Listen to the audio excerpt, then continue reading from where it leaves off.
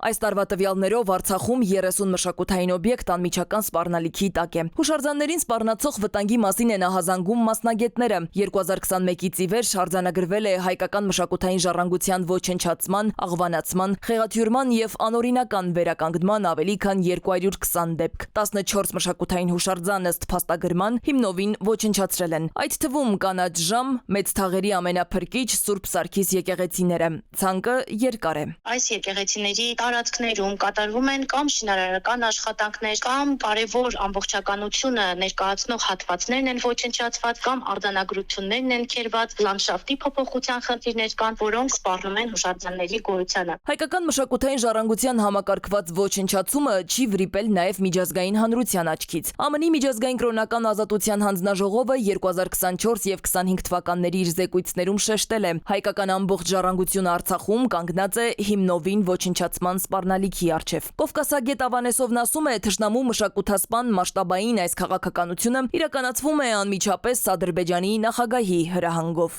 Քանի դեռ այդ հայտարարություններին, բանաձևերին չի հետևում առարկայական քայլեր, այսինքն գործնական քայլեր չեն ձեռնարկում պատժամիջոցներ կիրառելու Ադրբեջանի դեմ եւ այն անձանց նկատմամբ, ովքեր որ իրականացրել են վանդալիզմի դեպքերը, որոնց որ նույնականացնել է հնարավոր է, հատկապես որ վերջին շրջանում վանդալիզմ իրականացնողները հենց իրենք են տեսանկարահանում այդ ամբողջ գործընթացը եւ տարածում նմանատիպ բանաձևերը, զեկույցները կրելու են ընդհանրապես ռողակարգային բնույթ։ Պատմաբան, մշակութաբան Տիգրանյանն էլ ընդգծում է, Ադրբեջանի իշխանությունների մշակութասպան քաղաքականությունը վկայում է, որ ՄԱԿ-ի, ՅՈՒՆԵՍԿՕ-ի եւ Եվրոպայի խորհրդի կոնվենցիաների դրույթների կիրառման, ինչպես նաեւ ՄԱԿ-ի մշակույթի իրավունքի գծով հատուկ զեկուցողի մանդատի ներքո մարդու հիմնարար իրավունքների պաշտպանության մեխանիզմներն այժմ չունեն բավարար արդյունավետություն, ինչի արդյունքում Բաքվին զսպել, ձեռքը բռնել չի ստացվում։ Գործ ունենք միջազգային պատասխանատվության մեխանիզմների բացակայության չգործարկման հետ, որը բոլոր պետությունների եւ միջազգային հանրության պարտն ու պատասխանատվությունն է։ Ընդունելով կոնվենցիաներ, լինելով ՄԱԿ-ի անդամ, միջազգային հանրությունը ընդունում է, որ նրանք ոչ միայն պարտավոր են կանխարգելել, այլև կրել պատասխանատվություն անդամ պետությունների վարքագծի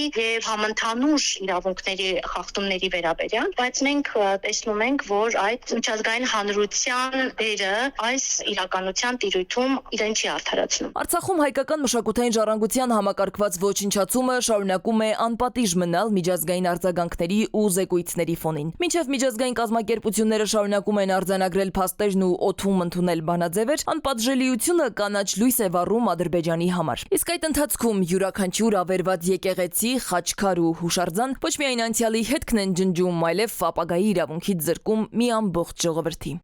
Սվետլանա Ավդիշյան, ժամը լրատվական։